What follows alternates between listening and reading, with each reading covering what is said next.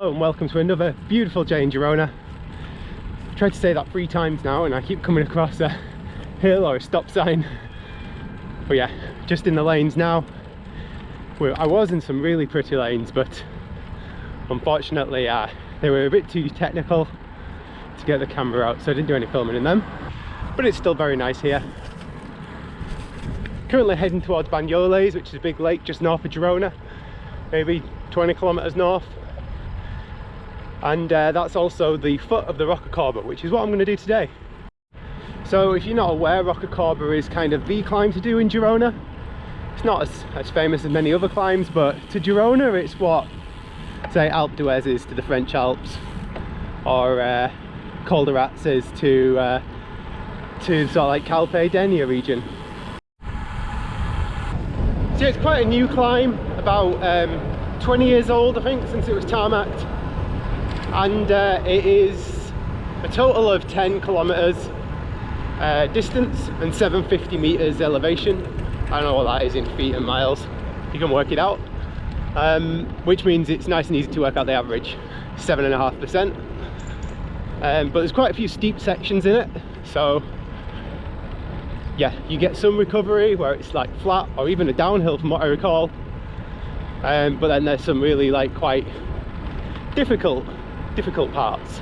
So I'm interested to know if I'm actually going to be quicker this time than I was the first time I did it, because the last time I did it I probably weighed the same as I do now. It's just when I got back from a holiday in China, and I was pretty light then because I didn't really like the food there, but that's another story. And yeah, I reckon I weigh about the same now actually. And fitness is probably similar too. I was doing a lot of cycling back then, so last time I did it in 46 minutes, something like that, or 47 minutes, which is apparently average time for your like club rider is about 50, so I thought that was okay, just taking it steady. So if I can beat that, I'd be super chuffed. I haven't decided how I'm going to work out if I'm going to be beating my time. I've not set up any delta or anything on the Wahoo. So I think the strategy is just going to be stick the climb screen on, which shows me my 3-second power, and also the profile of what's coming up, and just try and keep it in maybe like the high 200s somewhere, 250 to 300, try and keep it around there. I didn't have a power meter last time I did it, but it was same bike, same me, weight and everything, so yeah. The variables have not really changed, even the weather was similar, which is basically no wind, nice temperature, probably wasn't quite as hot. So yeah, there we go, I've already got my excuse in if my time's worse. It's hotter today, so I couldn't go as hard. Okay, not far now, probably do some filming on the actual climb if I can. The road to Rocacorba, you can see the masts at the top there. Probably can only just about make them out in the video. So yeah, switch to the climbing screen now. Don't think I said, but it's just an out and back, it's just an access road up to those masts, and like the paragliding jump off, and that's it. Got a little bit of respite here. I have not done any filming yet, and I don't think I'm actually going to do any. Might be a case of waiting for the descent. Just a bit of flat now. Did about 25% of the distance, but some tough sections coming up. So yeah, the camera's going away. I'll film at the top and I'll film the descent. Made it to the top. Whoa, it's warm, although there's quite a lot of shade going up, so it's probably quite a good ride to do on a hot day. But wow, I'm absolutely knackered. It turns out I lied. I had the segment starred so I could see my previous time, which was 47. I've just done it in 43, which yeah, considering I weigh the same, it's hotter, it's the same equipment, the weather conditions are if anything slower. Super happy to go even quicker than last time. Yeah, it was good. These are the views. So we've got this like wooden thing where they launch the paragliding. And that's the view.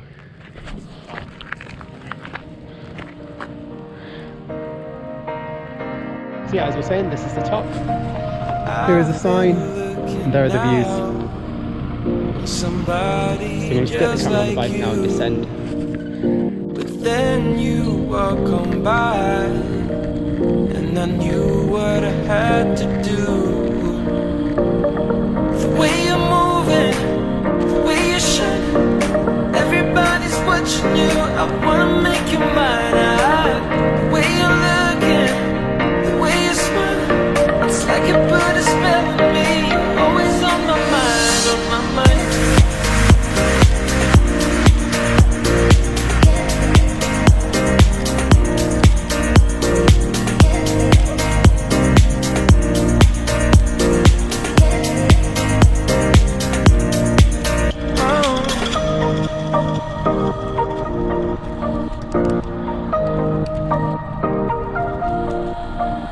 So I just stopped by the lake, not the same cafe I stopped at last time, just saw a random lake restaurant and stopped there and had some cake, coffee, Fanta lemon, my usual go-to, and the cake was absolutely delicious.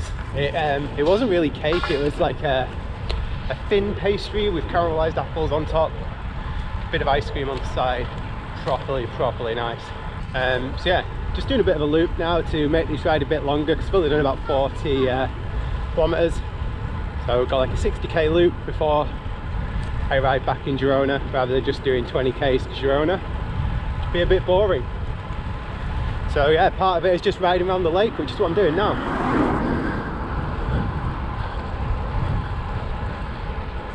So I don't know how well it came across in the video of the downhill, but the climb of Rocacorba when I went was pretty quiet. I only came across a couple of people coming down as I was going up, and I only saw one of a group going up, which I overtook. I only overtook them because they were basically stopped, having a bit of a rest, and they're the only people I saw. No one overtook me. But then when I was going down, it was really busy, and I thought that was odd, because I thought most people would go up early. So I thought, because I didn't climb until about 10:30. So yeah, to see other people going up as we approach midday, and to be quite close to the start of the climb as well, I was pretty surprised, but it was really busy. Loads of people coming up. Okay, just at Esplanade now. I reckon there's about 40k to go to get home. And this ride is really flat, which I knew it was going to be flat after Rocacorba.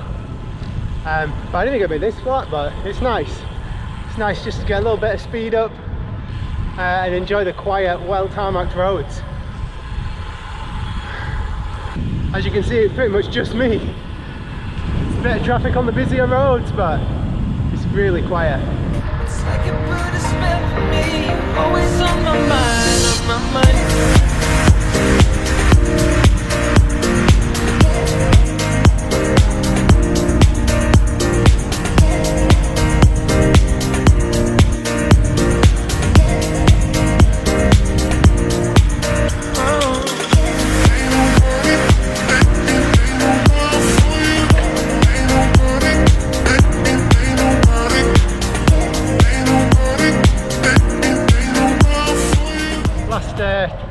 About 10k now to Girona, and we've climbed more than we've descended, so it should be a net descent. I don't know how much climbing there'll be.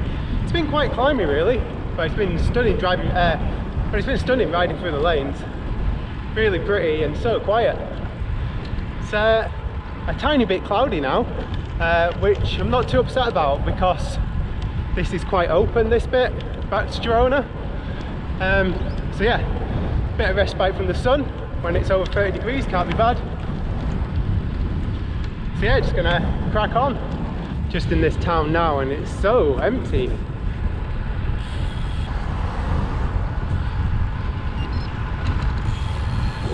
It is Monday at like 2 p.m, so maybe it is siesta time.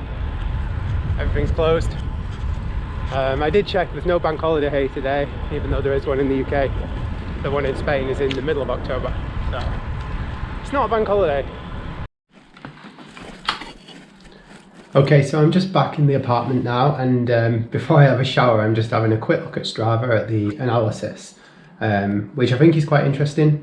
So especially of the climb, first of all, let's talk about that. So I did the climb 3 minutes and 29 seconds quicker than I did it last time. I remember last time I didn't stop at all on the climb, and I didn't stop today. So that's kind of a fair comparison, except I actually text the friend who I did the climb with last time, and he said, yeah, but last time you stayed with me. And I said, no, I think I left you because I thought we did the climb at our own pace.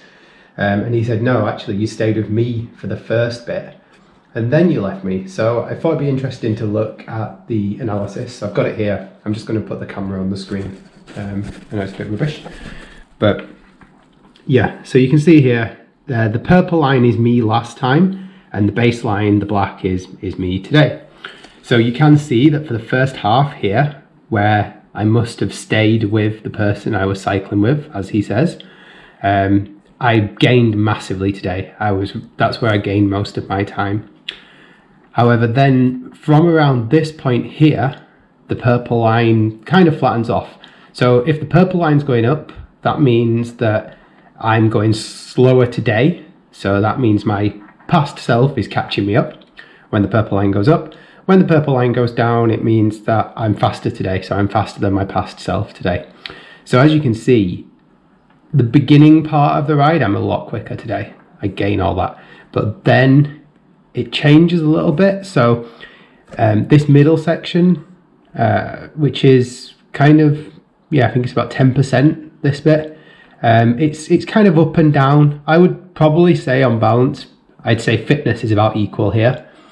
However, this section here, so where I'm clearly more fatigued towards the top, then I start gaining on my past self again. This little downhill before you get to the final peak, I obviously had more energy today to actually go for that a little bit more.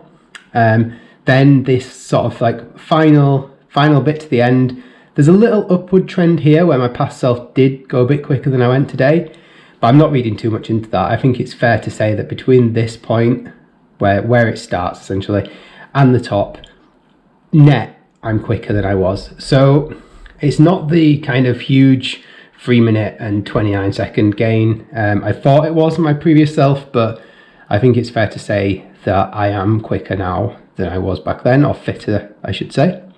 And the weather as well, remember, the weather wasn't as good.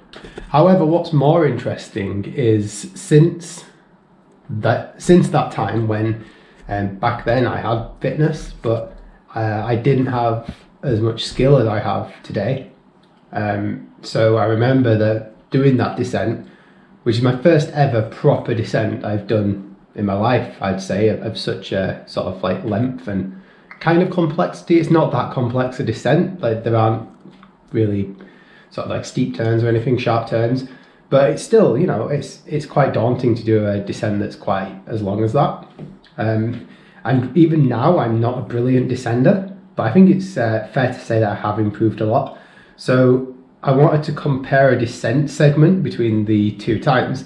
Now last time I did the ride, I did stop twice on the descent, so I had to find a segment where I didn't stop on the descent. So if I found one, so this segment here, so here we're looking at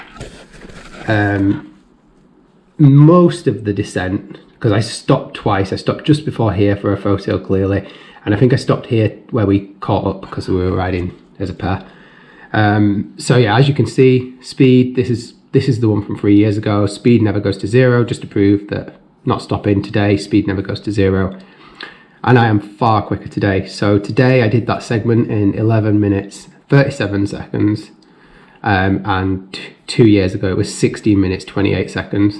So yeah, I'm still not, you know, fast on a descent, but I have definitely improved my skills when it comes to descending over the past sort of few years massively. And that is just because I'm doing more riding abroad. There's no two ways about it.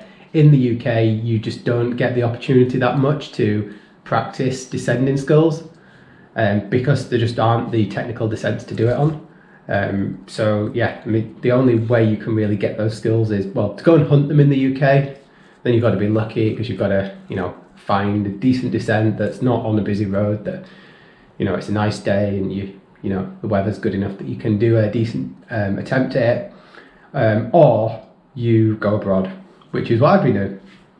So I thought that was an interesting way to end the video. So yeah, I'm going to end the video there. I'm going to have a shower and then I'm going to go out and get something to eat. So yeah, thanks for watching. Please remember to subscribe if you haven't already, and catch you in the next one.